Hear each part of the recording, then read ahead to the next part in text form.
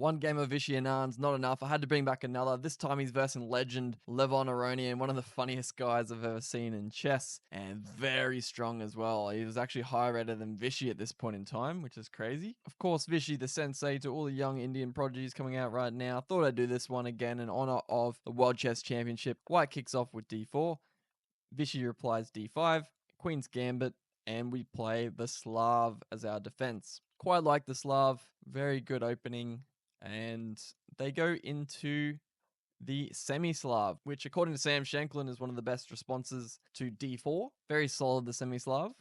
They push their pawn up, very common. We bring our knight in. We're just kind of delaying time, and you'll see why soon. They bring the bishop out, and now we take. So this is why we delay the time, is this is common across a lot of openings. So this is going to help you in a lot of different structures when you're just playing an open randomly. So you wait for this bishop to move, and then you take the pawn, because they've wasted tempo.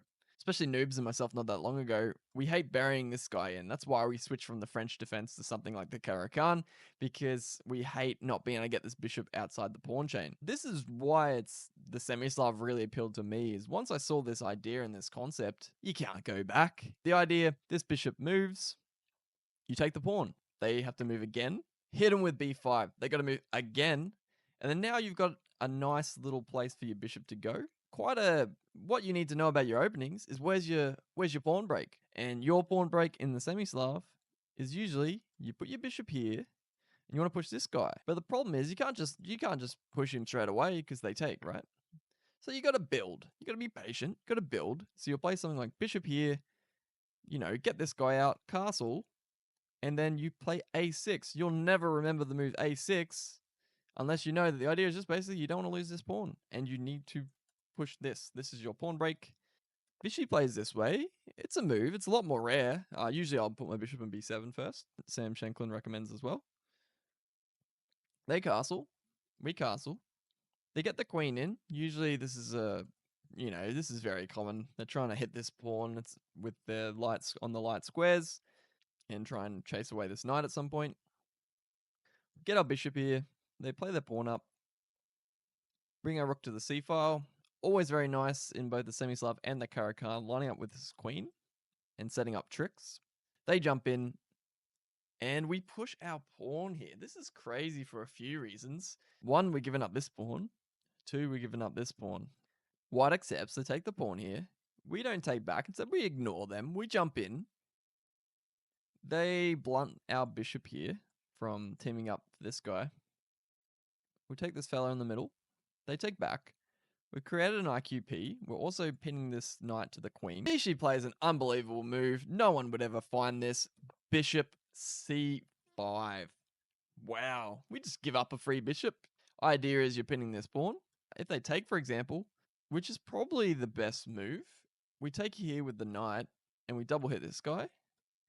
And let's say they try and save him. We come in with check.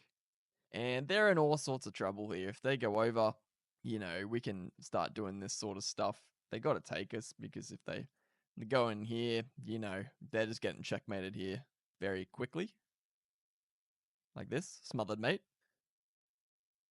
And if they try just doing this, looks like it works. But then, same deal. We're kind of just taking advantage of all these dark square weaknesses on the king, looking for discovered attacks. When we move our knight, it's going to be check, right? Let's say they go to the side. Again, they're just getting in trouble. Now we can take the knight, for example. If they take back, same kind of deal. They're going into this stuff. They're just getting lots of issues. So back to the starting position when Vishy played this crazy move. They don't opt to take our bishop. Instead, they get their guy out of the way. And Vishy, he doubles down. He's like, I ain't done. You're going to take one of my pieces whether you like it or not. And again, you just can't take it. Blows me away. You obviously can't take this way because it's pinned. If you take this way, you're in a lot of trouble there. No matter what they do, again, we're coming in. Going for checkmate. Smothered mate here. Wow. Just these moves. This is why I was a world champion. Yeah, I don't even see these moves. This knight's very dangerous. This is the one causing a lot of the smothered mates. So first off, takes this one. We throw in this check first.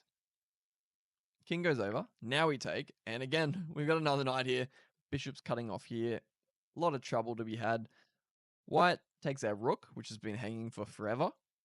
Also trying to be a bit tricky because this knight and the queen's coming in. So, for example, check, king takes, check. We start running. We're still doing all right, but it just complicates things. Why complicate things? Vishy goes super solid. He grinds him down. F5. Just blocking the queen's vision. Why cause any headaches, They save their knight. Queen comes in, hits the knight. They attack our other knight, but it's kind of like a fake attack because they can't actually take this guy. Because, for example, if we take here and they take, maiden one, good game. Queen slides over, and we bring our queen in here, taking advantage of the fact that this guy is pinned. So we're actually threatening checkmate in one here, right? They need to stop it. They decide to go this way, protecting here. So if the queen takes, it's just a silly move because they can just take now, right? Vishy throws in a third brilliant move. So here, he just gives away a bishop again. He's just always giving away bishops, this guy. But this one's unstoppable. This is a tactic called interference. You're interfering with the vision of the queen and the pawn. Usually, interference is like, imagine this is our own piece, blocking two rooks. So these rooks are now disconnected. Usually that's the common way of interference. But you can also interfere with the queen's vision of a checkmate. And just unbelievable. Obviously, they can't take because, knight takes. They take with the bishop. Checkmate is coming after we go there and checkmate. They block with the rook. We can just take it. And they take back. We're coming in. Checkmate again.